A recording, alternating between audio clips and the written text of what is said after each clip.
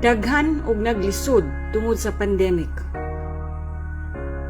Way pagduha-duha nga nitabang si Konsehal Winston Pepito. Nihatag siya og ayuda sa mga naglisod. Aron naa sila'y makaon sa bisan usa o duha man lang kahigayon. Kani iyang nahimo gikan sa iyang personal na bulsa.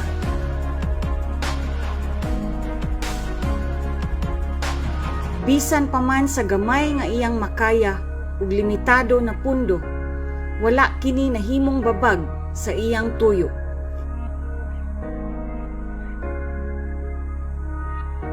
Gawas sa iyang mga community pantries, nakahatag pud siya og mga bundles of joy, relief goods, toys for kids, lugaw feeding, taho, school supplies,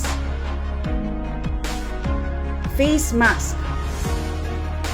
breakfast bread, cooking pots, slippers, clothing, hand sanitizers, ug uban pang mga ayuda sa katawhan.